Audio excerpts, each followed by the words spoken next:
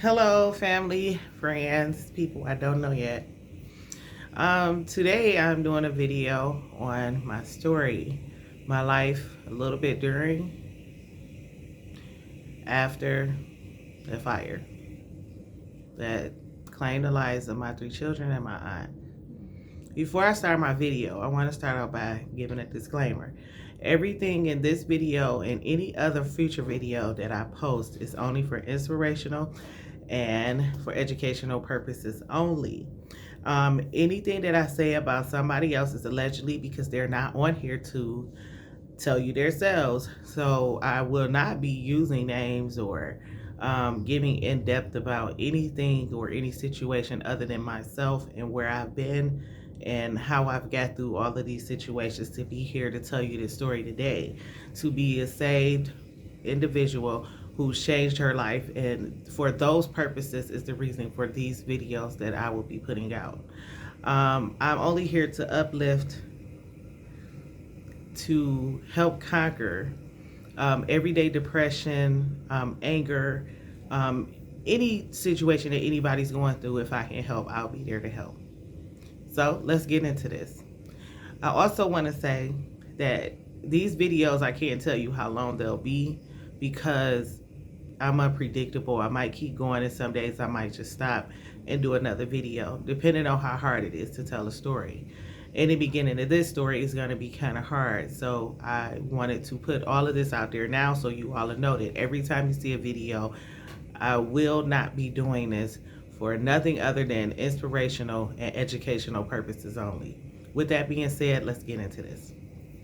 Okay, so it was a fire in Highland Park on October the 22nd, 2008, where I was involved in a fire with my children and my aunt. It was other family members there, but their lives were taken that night. If you read the paper or seen it on the news, at first they were saying the mom died with the children, and that's not the case. My aunt died. So let's get into this. For starters, I want to talk about how I ended up in this situation. So I can go back to roughly, I got locked up in 2004 for arson and assault charges, fleeing and looting. It was pretty bad. My alcohol level was, I want to say, 4 times over the limit. I went to a county jail for about a month and a half. Can't remember how long I was in a precinct. So with that being said, I get out. My mom lives in an apartment. She's in a 1-bedroom. So, of course, I didn't have nowhere to go. I moved back in with my mom. My children were already there. So I reconnect with my children and my mom, and I ended up moving out of there, moving in with a family member. We kind of had a few disputes about, just everyday house things, and it didn't work out. Fortunately, I ended up moving back with my mom, and then I moved into an apartment. So fast forward to this apartment, an altercation happened there. Stupid. It was literally over something petty, and the altercation kind of was hard to explain to people. So I just moved, you know what I mean? I took my kids and I left. With that being said, I ended up in Highland Park. I moved in with my dad, and my dad lived in his best friend's house, which was now owned by his son.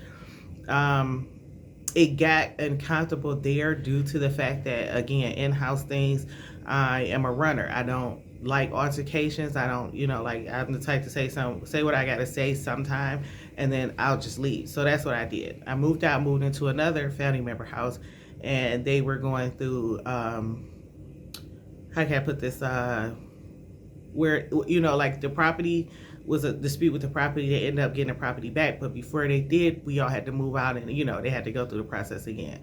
So we ended up moving on Waverly, which is where the fire actually happened. I moved in with another family member. The night of the fire, let's go into it. Before I get to that night, I also want to say at this point in my life, I felt like nobody cared for me, like like I needed them to, I guess. But in saying so, I was also all over the place. You know what I mean? Like young and just not respecting nobody's opinion or what they have for me, or you know what I mean. Actually, I guess just being rebellious. Even as an adult, I was still an immature adult. You know what I mean? So. Um, I ended up getting an apartment. I paid $800 for. I needed $100 more. I didn't feel like I can go to nobody. My phone was also off, so I just let it be. Like we'll just stay here until it was like I just needed a week and a half, I believe, before I got paid again. So the little money I did have, I wanted to make sure we got eight got back and forth to school and work. Um, and so I was like, well, this should be okay for right now. Was it comfortable? No. Should I have my children there? No. um but just being stubborn and not being able to ask for help is a bad thing. And I do want to throw that out there to people. Like, if you need help, don't feel like you can't go to nobody, and don't feel like, oh, you're going to be embarrassed, or people's going to talk about you. It's the people that you wouldn't even believe that would be there for you. You know what I mean? And I really stress this because I don't want nobody to go through what I went through. Like, afterwards, when everybody were talking, it was crazy how it was like, what? Why you didn't call me? Why you didn't do this? Why you didn't do that? You know what I mean? And that's where my fault is. Like, in all of this, just um not being able to reach out to tell somebody I need help. You know what I mean? So I always tell people this, like, nowadays, like, if you need help, definitely you can call me. I always say that to people: call me. You want to talk, you want to get it off your chest, call me, because it's not nothing nobody's been through that I don't think I would I wouldn't understand. With that being said, I was going through it like, well, this is what I got to do. I'm going to do what I got to do. You know what I mean? Then if you talk to one person, they talk about another person, that person will help you. So don't call them, but you can call me. Don't get involved in that. It's a temporary feeling that people have, and they express themselves in it, but it's not a lifetime situation. So with that being said, the day before the fire, probably like 3 days before the fire, I was real sick. Um, my brother got into a situation, my youngest brother, and I was pretty pissed off about it. For one, I had a dream that he was being robbed, and it didn't happen. Like, it was happening, I guess. We hadn't talked to each other, which is not normal for us because we always talk. So I went to go see him. I was pretty pissed off about it, not feeling well. I went back to the house and went to sleep. The fire happened at like 3 o'clock in the morning, and I know that now due to all the reports or anything that was put, in a paper or a report or whatever. I read certain things, but not all. So let's go with 8 o'clock that morning. My kids went to school. I was dressed for work. I took them to school. I seen my dad earlier that day. Me and my dad kind of had some altercations where, I felt he was rough, and, just family squabbles that I felt like I couldn't leave my kids with him. So after school, he asked me, could he keep them? I said no. Um,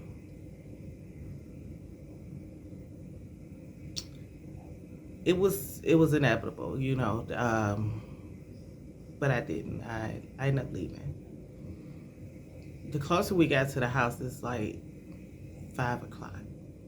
Um, it's getting dark, and I felt like I shouldn't have been going there that night. Like, some just kept saying, go, like, go, and I wouldn't listen. What's crazy is I could stand at Hamilton, and Woodward is like, so it's Hamilton third, second, then Woodward, and my dad is standing at Woodward. I'm basically at Hamilton almost, and I look back at him, and he threw his hands up like, let me get my grandkids. I'm like, no, you know what I mean? I kept walking, not feeling good. We went in the house. They did their homework. We had 2 air beds, so all 3 of the kids laid on an air bed, and I had one myself. I slept in my uniform because I knew this wasn't no place I can actually get undressed. It was pretty cold in the house too as well. And again, like I said, I shouldn't have had my children there. With that being said, I went to bed. It was like 10 o'clock. My oldest son, had a report on Barack Obama because he was in running to be the president. So I said, do your report, then we go to bed. It was 10. My cousin come in the house. He would have to use his heater, and then I have to cut mine off. So this particular night, I cut my heater off so he can cut his on. Then he'll wake me up and say, cut it back on. I'll cut it on. He cut his off. For whatever reason, I felt pretty warm. And I could have sworn I heard screaming. I just wasn't sure. Like I couldn't wake myself up. I also had some cough medicine because I had walking pneumonia then.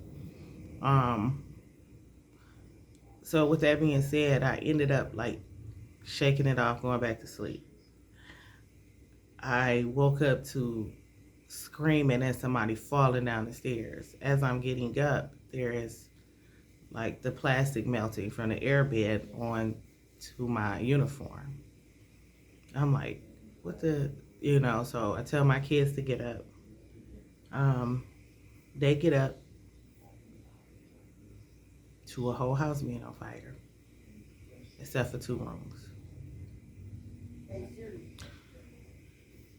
I'm going to stop there because going into the next part is very emotional.